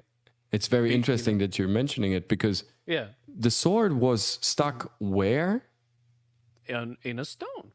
Dun. In a stone, and ironically enough, metals come from stone, which are from the earth, but also these things are forged in fire, which is primordial for the vigor and strength of life, while the stones basically are about the fortitude of life. So when you think about it, whatever metals the sword was made out of, hopefully one day, if it turns out to be true, amazing. If not, it's still very fascinating, because there was an ancient 2,000-year-old sword discovered in China that I would need to look it up just to give you guys an image. But, true. Yeah, it's crazy. This sword was, after 2,000 years of being buried, it was still remarkably sharp. It was we're very talking sharp. It could still cut as it used to. Okay, and this thing was buried for a very long time. The only way you can do that is if you have smithing techniques that are very similar to that of the Japanese smiths, who to this day, not all of them even know how some of these very ancient swords were crafted to be so unbelievably sharp. In fact, legends arose around them, and where people were saying, "Oh no, these were made due to some alchemical processes. Somebody did some magic or did some crazy thing that gave them these swords their power to cut through everything." That's why Japanese swords are so legendary. Yes, it's because of that. And interesting enough, of course, for the sword, the ultimate proof of the sharpness of the sword is to cut the stone where it was forged from. So that is the Ouroboros ideas, right? That is the idea of the reptilian head biting its own tail. We have the Ouroboros, the non-ending cycle of, the master becomes the disciple and disciple becomes the master. Yeah. And one of the greatest prominent figures of alchemy is, and not many people know that, is, one of the cornerstones of modern science. Strangely enough, one of the cornerstones of the Royal Society of Science, and one of the creators of the idea of the thermodynamic effect and of gravity and all that. It's Mr. Isaac Newton. And look on, look how on the amount of stuff that he was researching. So whether we take Newton seriously and we believe that he was a great mind, right, and so therefore we have to accept the exceptional a catalog of work and the volume of stuff that he was researching, or we say no, we just accept the stuff that we mainstream media tells us, and the rest we discard it as pseudoscience. I mean, this is really up to you, but just read just for a second. So he had notes on the preparation of philosophical mercury. And this goes into, into the sword saga, right? Because it is believed that Victor Schauberger, the creator of the Hanubus, they look like, those flying saucers, the first German hovering ships, right? So the Hanubus were created by Schauberger with this inversion mercury drive, right? That created some sort of anti-gravity effect, it is believed. He also created the Schauberger bell that somehow, would allow time travel to be possible. And he believed that most of the information that he kind of, used actually came, or he, of the novels of Parsifal and King Arthur, and because he was looking for that a chemical compound to turn metal into liquid, and into firm metal into liquid metal, and then back into firm metal again, in order to transition through time into the vibrational properties of the different scalar waves when you pass time. And so they believed he found it. So the myth of the sword that is once firm and once stable and material, and then becomes liquid and then becomes stable again, is very interesting. Until in the 20th century, it was researched by the biggest scientists of their time. So philosophical mercury was already a thing for Newton. 2,500 words, a chemical treatise or compilation. Epistolas ad veros hermites discipulus contines claves sex principales philosophiae secreta. So that was tantric rituals, practices of sex magic, and stuff that was later also used by the Golden Dawn and Aleister Crowley and not more. Yeah. Oh, interesting. Incomplete. What was it? Yeah. Incomplete abstract of Ewert's, or Ewert's Processus Mysterii Magni Philosophicus, condensed into 5 chapters. That's early 1690. Look at this. That must have taken a long time to condense it. I'm just saying, especially if he was translating it into English of his time. He even wrote allegories in 4 chemical verses in English, right, to describe what he was doing. Notanda chimica, tabula smaragdina, so Hermes Trismegistus. Planetary hieroglyphics. Yeah. Interesting. 3 lists of alchemical writers and works, partly on the reverse of mint-related material. So he did do a lot of what people don't seem to understand. This man was very devoted. Yeah, and the crazy thing is, a lot in the mainstream, he is revered as. This is one of 70 pages, and these are just the titles of all the incredible. Still, that's a lot. In the Trinity Library, they found over 3,600 books on alchemy, occult knowledge, and only 400 on science. But that's the thing, Coach. Like a lot of these people don't seem to understand that Isaac Newton was at the root an alchemist. He did a different approach in order to convince people of it, so that 1, he wouldn't get executed, but number 2, to bring awareness to people of the world around them. At the end of the day, the mission of an alchemist is to not only bring understanding to himself, but to others. Whether they wish it or not, that's the result that happens. Right. And, that's what I always believed about it. And it's interesting. Jones says that comment right there, where he says the only way forward, USA, Germany, or all other countries, is energetic financial independence. It's interesting.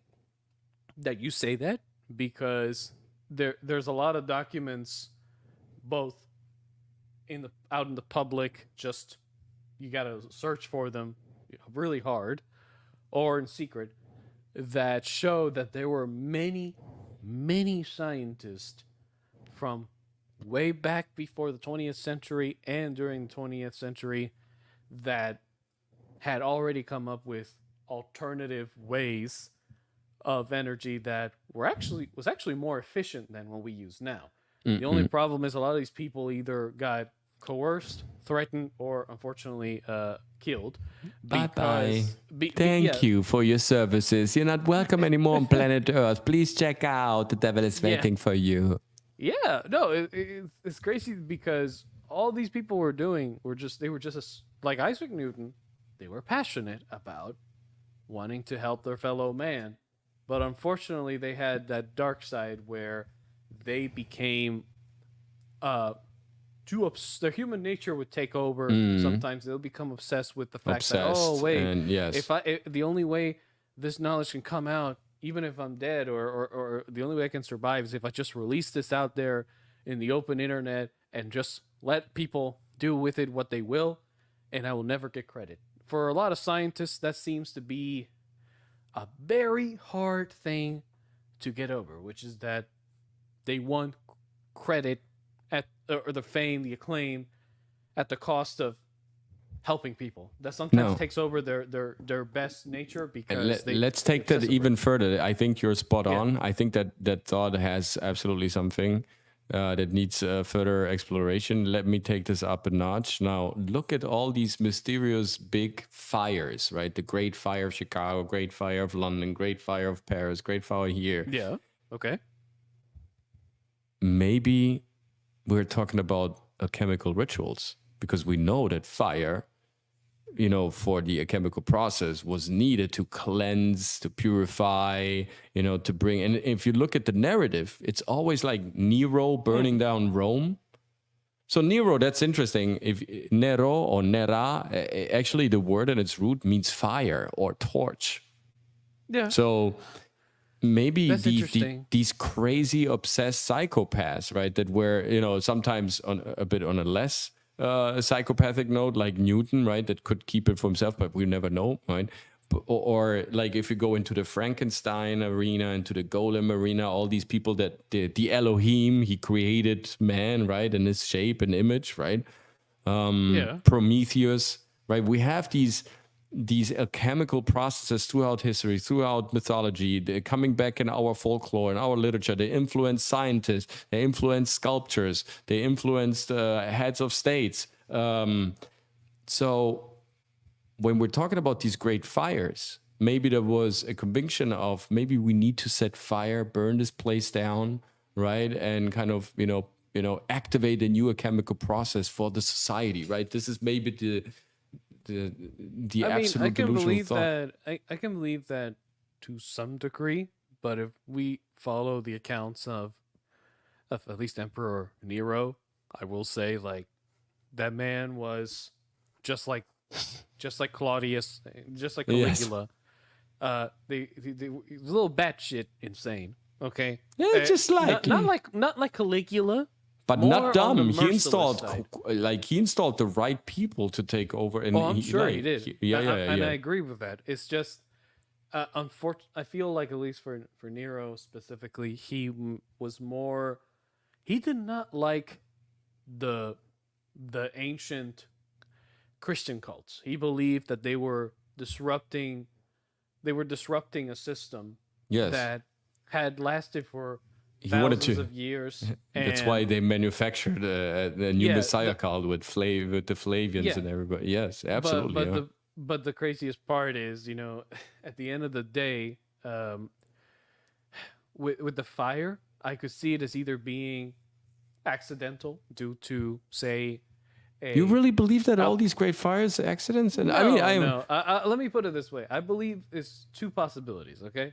Either it was intentional, or more interesting yet, maybe certain alchemical processes were being done and somebody messed up and it created a l- fire. A And then lab somebody, experiment going wrong, maybe. Yeah. it could have been, it could easily Yeah. have been. It has happened in the past. You know, we're talking about cities that, you know, let's be honest here.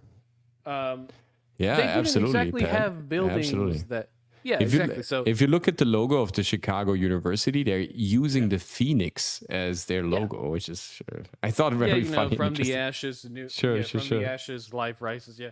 So, or But the no, phoenix rises. what I want to It say, could be either or. yeah, Okay. I'm more in the camp of, you know, I want to Sure. believe that all of these things were Sure, all sure. of these were intentional, but I have to also take into account that maybe not all of them were. Maybe, unfortunately, life is full of those weird occasions where for sure. somebody I is mean, ju- I don't want to somebody is exclude that just somehow. so Sometimes fucking it's just stupid funny that, that all they these set fires. Yeah, no, for sure. But in the other occasions, I can believe them too, Coach. Okay, it's just I'm trying to Sure. play devil's advocate here. Sure, okay? sure. Because you know Do that.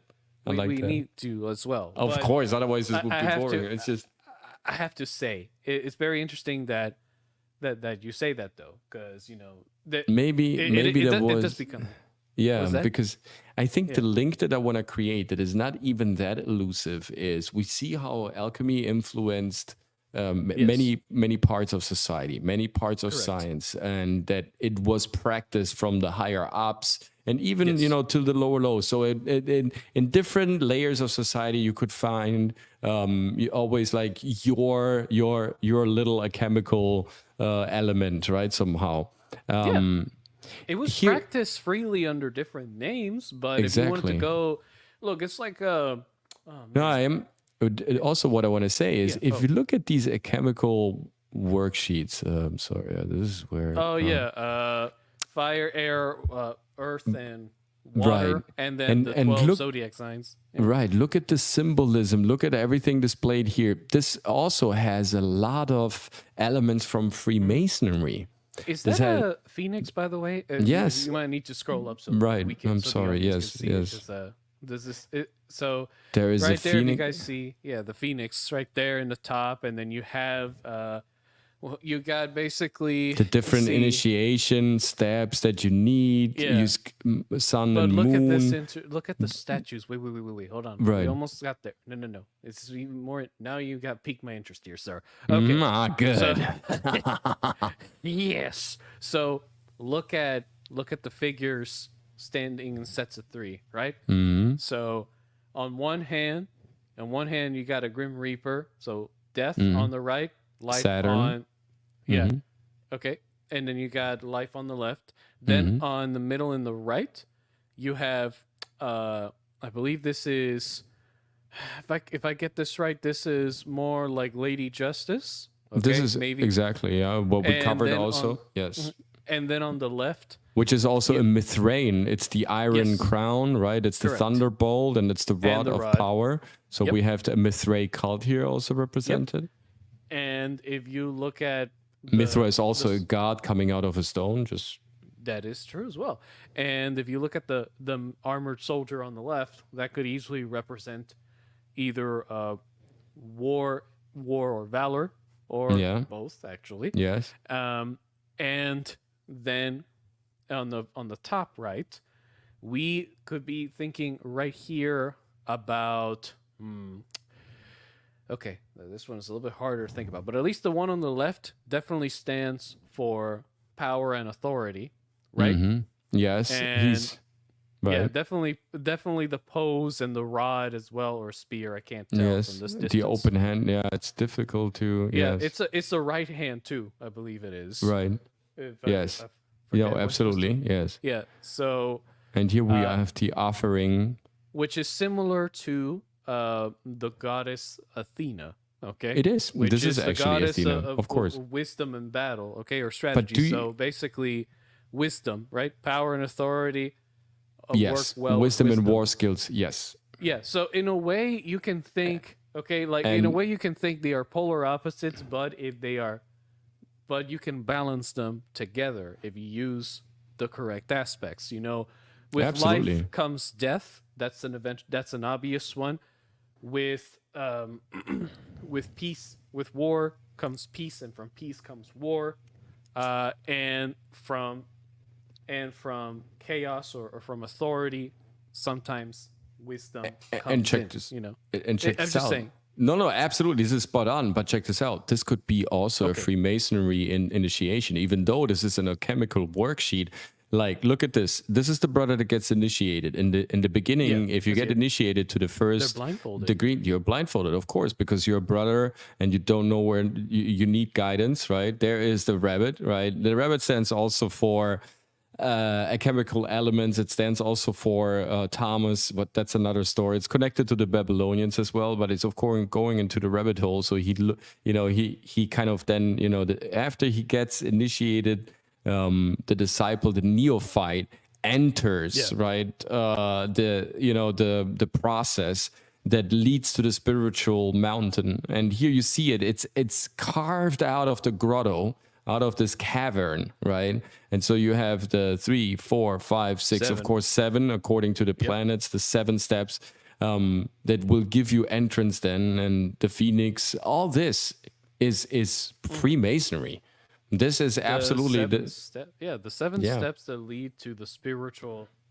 Well, not that leads to the beginning of the spiritual zenith. That's one where basically enlightenment awaits you. They even show this by showcasing basically 2 brothers standing there waiting. And I found something very interesting, which is that the man on the very top on the left, right? The one with the spear, right? Okay, so I mentioned this earlier, but he's got his weapon or his rod of authority. I can't tell from this distance, but he's got his item on. Actually, it looks more like a sword now I think about it. But yes, the 7 steps of enlightenment. And the sword could also be, because it's a flaming sword, right? Like the sword when it's there, it's the sword of Michael. It's the liberating sword. But it's on his left hand, right? Right. So basically, because it's on his left hand, let's not forget about the right and left-handed paths, right? The right hand enforces basically to follow strict rule sets in order to preserve or acquire enlightenment in that way, while the left-hand path focuses more on acquiring spiritual freedom by any means necessary. Now, the fact that the individual in question is holding the sword on the left hand gives a clear indication to whoever drew this that the intentions of the Brotherhood were to acquire spiritual freedom, okay, or authority over themselves, their true selves anyway, by following the most treacherous path. By treacherous, I don't mean it was negative. More like it was the most. It's a very difficult path. The most to walk, demand. Yes, absolutely. Yeah, it's a very difficult path to walk because you have to search. You'll have to search probably your entire life, and even then, you may not know everything. But as they believed as well, the soul is eternal. So for the soul, it's just respawn and move on. Memory wipe, respawn. It's all good. It'll remember it when it comes back anyway. I truly believe that too. Yeah. But I just thought it was very fascinating. That's all. Absolutely. I think what you just said, also the duality of forces and the combination of a female. There is also there is some androgynous. There are androgynous elements in alchemy, because Hermes Trismegistus, if you look at Thoth, right, he has both elements, which of course leads us also to Java and to the Baphomet adoration, that are containing both elements, both discipline, female aspect, male aspect inside of them. And the Philosopher's Stone is also the unification in a way from these aspects, concealing them and harmonizing them together and bringing them together into like a unified but still individual coalition. And if that will ever be possible, we don't know. But to strive for such an audacious task, that is also the real faith of the researcher, of the alchemist. So in a way, and I say this also on Saturday Night Hypnosis, we are alchemists as well. We're taking the shit that the system is throwing at us, and we're literally turning this into gold. We're turning this into community. We're turning this into creativity. We're turning this into videos, into communication, into debates, into arguments. So even stuff that is considered to be trashed can be reused and recycled. And sometimes that very fact that there is trash is the necessity for us to kind of, take action.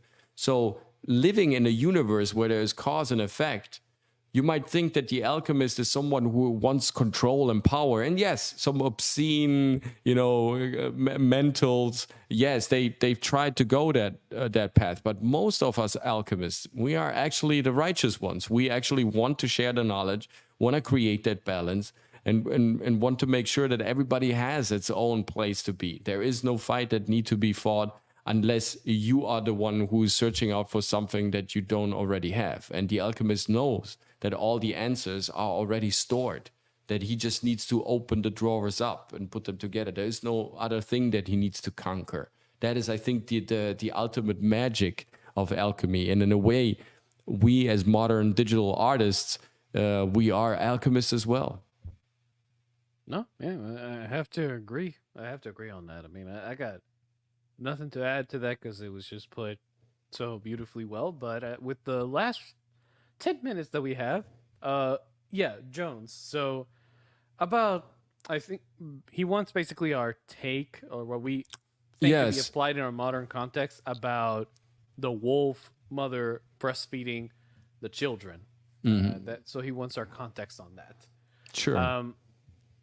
As for me, honestly, I did do some quick reading on this. It does seem to be that the reason why this wolf mother, who's called Lupa, by the way, the she-wolf, as is called, there is it has a very big symbolic significance to it seems to be to the Etruscans, who were the ancestors of the ancient Romans. Yeah, but and also the first 7 emperors of Rome were Etruscans. Correct. So there was a big significant importance to this because there's a legend that that the Etruscans were, or the founders of the certain cities of the Etruscans were led by wolves to these certain locations. So there's already this relation, and there's already the close connection between man and wolf, or man and canines, honestly, in general. So it sort of just strengthened that bond, because wolves not only represent strength, but also resilience and courage, okay, and devotion. Because believe it or not, wolves are very devoted. Once they get the scent, blood scent of their prey, they're devoted to go to the end of the earth until they get their prey and kill it. Okay, they have that devotion to the hunt, and so they represented power, wisdom, but also caution, according to them. Anyway, it's just how the ancient Etruscans. It's just the sort of spirit animal that they decided to basically devote themselves to. Okay, that's the ones they found the closest connection to. And if you take into account the legends that supposedly their ancestors were survivors of Troy, it does add more layers to the mysteries of those people. Because just like the wolf, they've gone long distances, or their ancestors before them went long distances to arrive to this place, and so are they doing the same thing. And finally, they have found the lone wolves have found the place to call home and created a pack. And the reason why they added Romulus and Remus basically drinking milk out of the she-wolf was a way to signify that the twins were perseverant enough and accepting enough of nature's bounty. That's a beautiful way I to put it. I don't know. Maybe you want to give some more context on this, Coach, because to be honest, I could say this, but you've gone to Italy more times than I have, and I think you probably have some more extra tidbits on that. Yeah, I mean, what I probably can add just to this is the Etruscans, very mysterious civilization.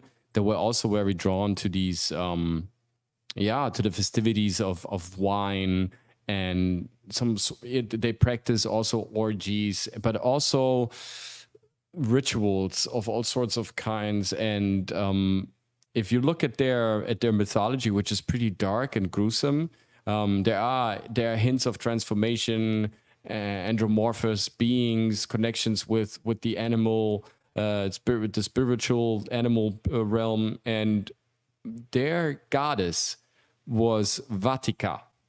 So Vatika is an underground goddess. You could say she's Kali in India, right? This is something that will get close to it, right? And so this Vatika goddess, she is similar to, she has a lot of connotations that we also find in Sweden with the goddess Hel, or Hela, which actually kind of gives the word hell to us, right? Hela, she's the sister of Thor, and she's also a child of Odin, and she was kind of, she was sent into Hades and into the underworld to kind of keep everybody into place. And she had the wolf's hound as her companion, as well as Vatika had a wolf's hound. Now here's the really scary part. These two underground goddesses, right? They mixed and mingled along the axis, right? The Swedish, German, Italian axis. We find their fragments all over. And if you mix them, if you really put them together, you have a chemical word that is called Helvetica. It's the mixture of the underground goddess Hel, or Hela, and Vatica, the Etruscan goddess of darkness. And Helvetica is today Switzerland. It's the Confederation Helvetica. Wow. So it's the coming together. It's the white cross. It's the chemical fusion of Hela and Vatica. And the Etruscan lore and what came out of the Roman Empire, the patricians that later on with the Venetians created the fundaments of Switzerland in the 13th and 14th century. And with the money, the royalty that was coming from Northern Europe, this is how the red flag and the white cross were born. It's the Confederation Helvetica. Well, there you go, guys. Just to round this up. Yeah, because the more you know. I have to say that that was perfect. I mean, that's a perfect way of just. And this is also, I believe, right? Amazing. Yeah. This was the third key that was added, right? You have the two keys of the Vatican, Vatica, Vaticus. It's also the same root. And funny enough, you have a tribe in Northern America that is called the Vitigo Indians. And they have similar symbols, signs, and, lores to the Etruscans. Okay. Oh, wow. Just saying, just throwing this out there. That's interesting. And they practice also the same cult and rituals, right? They also believed in cannibalism in the way that they were absorbing the power of the deceased into their own body. Oh, by you mean like it the dead? You mean like the absorbing yes. the life memories of the recently departed? Yeah, yes. I get what you mean. Yeah, that was practiced in quite a couple of cultures, but those are mostly seem to be connected mostly to far northern cultures, or in places that lived in very inhospitable or very rough environments, I should say. It was just like a way of saying, hey, you're not forgotten. Right. Also in places in India that were doing this also because they didn't believe in burial rites, right? You were eating what you could eat and burn the rest. Yep, that's correct. And yes, Brett, doesn't matter what time it is, it doesn't matter what time period it is, people. Yes. There's always going to be crazy people. No matter. We didn't change it at all. What? It's dark. 6 always months. the same. Not in Florida. Not in Florida. Just saying. Not in Florida. And over here, it's only humid cold because I live far south enough that I don't have to worry about freaking snow. Oh, nice. Yeah, I think, ladies and gentlemen, dear chat, Dragon Slayer, I don't know about you, but I think we covered quite a lot. We showed how the influence of alchemy is still alive today. If you think just about the technological advances of Nazi Germany, right? just listen to the interviews, read what Werner Schauberger, Werner von Braun, or Otto Braun, what all these people said, where they're getting their inventions from. The Schauberger bell, the inverted anti-gravitational engine, all that stuff is based on alchemical, research, and then was kind of, translated into modern technology. And also the Fashai, the combined energy, which we now call phaser, is a very old chemical weapon, right? It's the idea of bringing a lot of energy, directed, highly focalized. And we have tales of the Carthaginian wars in Sicily, where Archimedes with Dionysus, they defeated part of the fleet that was coming in by using these huge convex mirrors and, setting the sails of the incoming enemies on fire. And here we have, again, like optical science and the idea of turning rays into fire, the chemical process of the transformation of particles, all that. So we see how much that influenced, science, spirituality, Freemasonry, all these different echelons of our society, and how it kind of still reverberates today when we're looking for free energy, when we're looking for endless transportation, perpetual movement, and on all that. So I think we covered a lot. I think we shed a little bit of light into this mystery, and in the end, all this energy is all spiritual. It's all conscious. It's all consciousness. It's all coming together to a focal point. I believe in the end, the Philosopher's Stone is in each and every one of us. No, I agree. And if you ever, and yes, Thank definitely you. do that. Okay? Definitely do that. Thank you so much, Pat. Yes, definitely do that. Thank you very much, Mr. Dolby.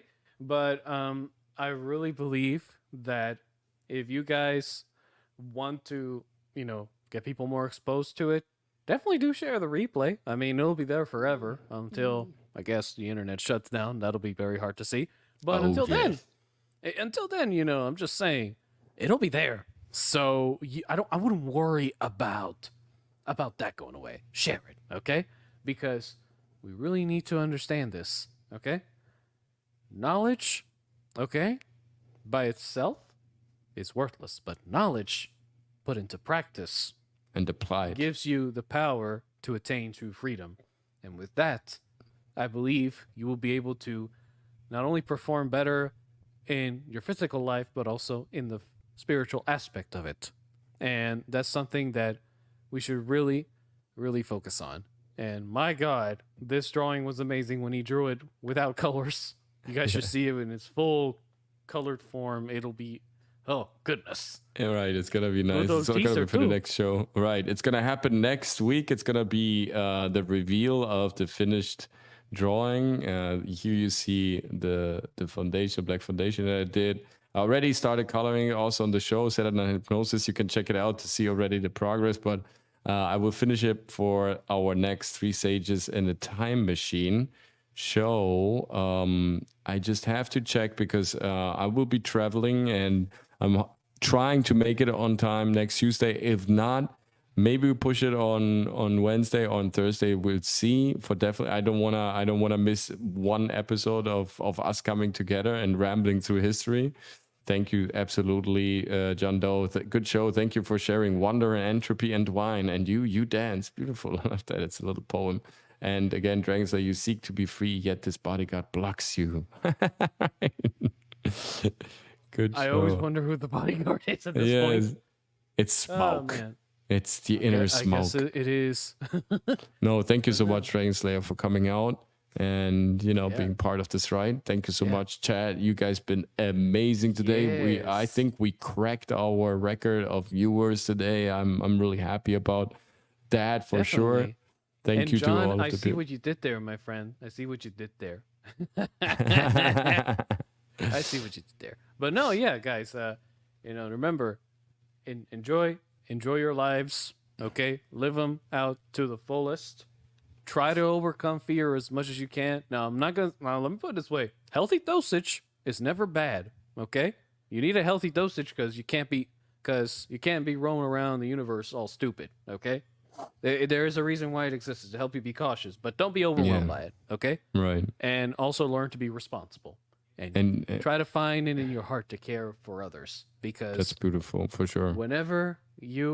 because there will come a time where you will need to be helped, whether you like it or not, and it's better to sow a seed of goodness, and that way it'll bring some fruit later on. That's all I'm saying. Yeah, That man. is true. I love that. That is true. Yeah. Beautiful. Thank you so much for these great closing words. Again, see you next time with 3 Sages in a Time Machine, episode number 5. And catch us on Saturday Night Hypnosis. Catch this beautiful, young, charming lad and this incredible, versatile sound impersonating, voice acting ability on his channel, Dragon Slayer Commentaries, where he makes all these funny reviews. Truly funny. If you want to check out the content of COACHMC Studio, I would be honored if you subscribe to the channel and give us a like. Of course, support our endeavors a lot. And we're also present on Twitter, on TikTok, on Instagram, of course, as well as on Telegram, where we give news and updates about certain events, networking stuff where we're also present. Thank you so much to everybody showing up. See you very soon. And I guess now, guys, you're ready to perform.